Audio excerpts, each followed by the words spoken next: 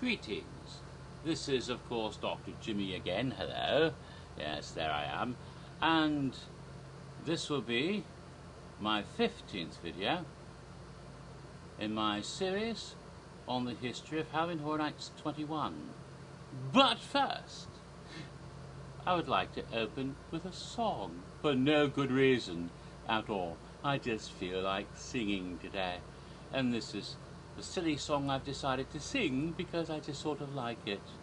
Doesn't mean a damn thing. Chances are, 'cause I wear that silly grin the moment you come into view. Chances are you think that I'm in love with you. Just because my composure sort of slips the moment that your lips meet mine. Oh look, it's Bob. Chances are you think my heart's your Valentine. In the magic of moonlight, when I sigh, hold me close, dear. Chances are you believe the stars that fill the skies are in my eyes. Guess you feel you'll always be the one and only one for me. And if you think you could, well, chances are your chances are awfully good. The chances are your chances are awfully good. Again, no reason I sang that except that, well, I just sort of felt like it. Anyway, so this video will be, as I said, my 15th video in my series on the history of Halloween Horror Nights 21. But second, it's a tradition now, we must show off the shirt of the day. Oh, it means something today, definitely. Yes, the house always wins. And on the back we have, of course, all the haunted houses, all 8 haunted houses. It is, of course, the house shirt for that event. So, it's the event I'm talking about, so it's appropriate. Just sort of came up that way. It just, by chance, came up today. And, you know, Lady Luck smiles on me. In fact, this shirt was won at the event. It was one of those little tweet-up prizes. So, goody goody. It shows you how lucky you can be, especially if you're loyal to Lady Luck and she smiles upon you. Although my hair is all silly. Don't it? Look like some sort of crazy person. Some sort of sideshow clown or something. I don't know. Hair sticking out all over the place. Oh well. And let's see. So let's get on then to Halloween Horror Nights 21's streets. I had talked about the scare zones, and I'd gotten through in the previous video all of these scare zones up to including Night Maze, but I didn't get to the last official scare zone.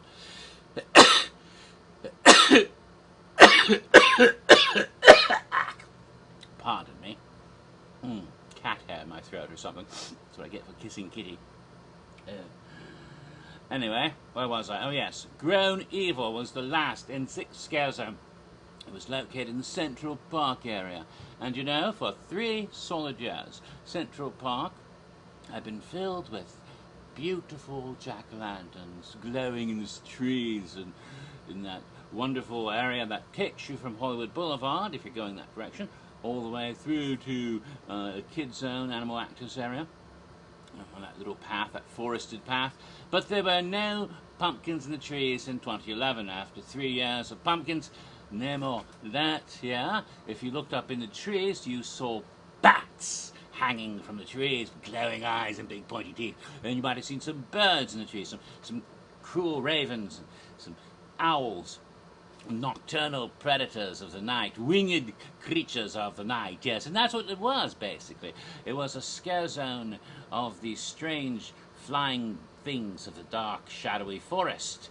Not just the little birds and bats in the trees, though, mind you. There were these human hybrids, basically, creatures that were were-bats and were-owls, so to speak.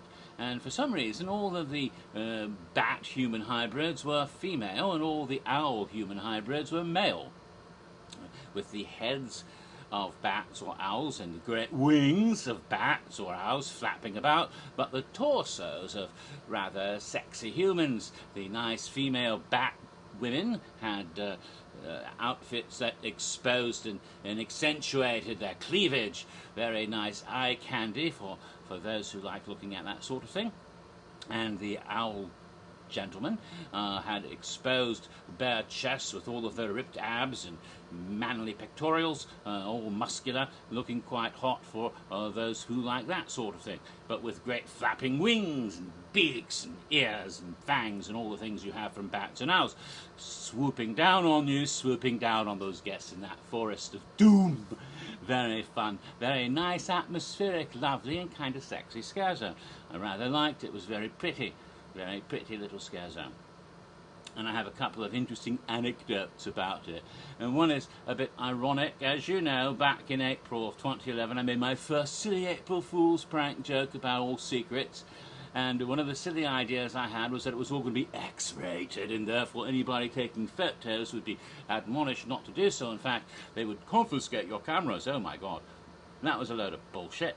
But ironically, the supervisors, the coordinators running that scare zone, somehow got it into their little minds that photography would not be allowed in that scare zone.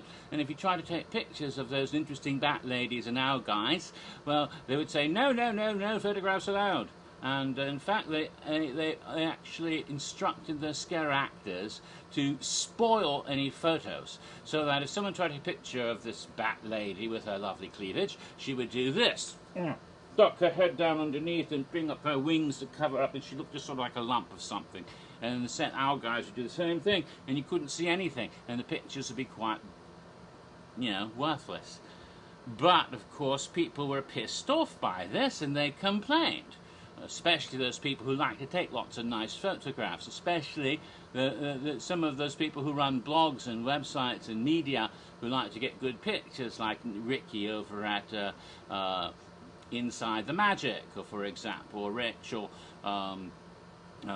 what's her name, Sullivan and her photographs, and of course Chip Lundell, who takes these pictures every year. At the time it was called HHN in Photos, now he calls it HHN Yearbook. You know, all these lovely things that they are, and of course other people who are less professional but still make good shots, like HHN Dolphy. That's my friend Nancy Murphy. Lots of shout outs. David Mosley, a gentleman from England who's actually British, not a fake guy, not a fake accent like I do, but a real British person, but who fell so madly in love with Universal that he married it. Or at least he married a team member and now lives here. All these nice people like to get good photos every year, and lots of other people as well. And of course your average guest who just wants to get a nice souvenir of the event. You know, all these people would start complaining, and what happened, of course, is that there was no such prohibition, and it came down from TJ Manorino himself. No, they're allowed to take photos. What are you doing? So after the first couple of weekends of really awful pictures, then the word came down, and so they started posing sexy for the photos. And so now if you look on the internet, so you can find some really nice pictures. And, you know, in fact, I mentioned Ricky over at Inside the Magic. If you look at his videos, a lot of them start with a little montage of different scenes from different horror nights, and includes one very sexy owl dude with his wings outstretched. Very nice picture. So it's nice to see these did happen. So that's one amusing anecdote. The second one is more personal. As you might remember, back in 2010, there was that whole thing at Catacombs with little toy cats. I called it Cats in Combs. Oh, what fun. Oh, it's a lot of fun. We did that. And it got pretty popular, and more than one person would get involved in that sort of thing. And there was scare actor interaction, petting the cats, stealing the cats, that sort of thing. And I thought, well, let's see if we can do something this year. I'll call it Bats and Combs. And it just so happened that at City Walk there was, I think it's no longer there, but it used to be on City Walk. There was a little shop that was Rainforest or something, and they had all kinds of little plush animals of different wildlife. And it just so happens that they had a bat. This little fellow here, isn't he adorable? A little bat with his great bat wings. See, you can see it clearly. Here's a bat here. almost like a little teddy bear, but with wings. Oh, look at his face. Oh, look at that adorable little bat face. Kind of resembled the creatures in the scare zone to some degree. So I thought, let's take a little baby bat in there with me and see if I can get some interaction going. So I take the little bat into the scare zone and show it to the scare actors, you know, especially the bat ladies. And not one of them ever interacted with it. None of them said, oh, none of them ever took the bat and pet it or did anything like that. No, they just sort of stared. And I was like, oh, the most reaction I ever got was one bat lady would do this thing. Do a little head tilt like a puppy dog when it hears a funny noise. And so after a couple of times I gave up on bats and combs. But later on, after the event, one of the scare actresses who did a bat lady in the zone said she really appreciated it when I took the toy bat in. So I thought, well, I guess she liked it, but she didn't, you know, there was no fun and games, but at least she liked it, so that was it. So that was the amusing anecdote number 2 about Grode Evil. So that's all of the official scare zones in the streets in 2011, except, of course, there was more in the streets. And of course, there was not exactly a scare zone, but what today they call a roaming horde, but of course that goes back to a tradition that's gone on for years. The chainsaw drill team has always been a roaming horde, so to speak. But shockingly, when they came up with Halloween Horror Nights 21, they decided to end an era that had begun, I believe, in '93, of having the chainsaw drill team in some form every darn year somewhere in the park, whether as a scare zone like HHN or just roaming. And they decided, we're not going to do a chainsaw drill team this year. There's chainsaws in some of the haunted houses, and Blood and Guts had chainsaw elves, you know, and some of the others. We'll not have to bother with any. There's a cat up there. You still a cat. We'll not have any chainsaw drill team that year.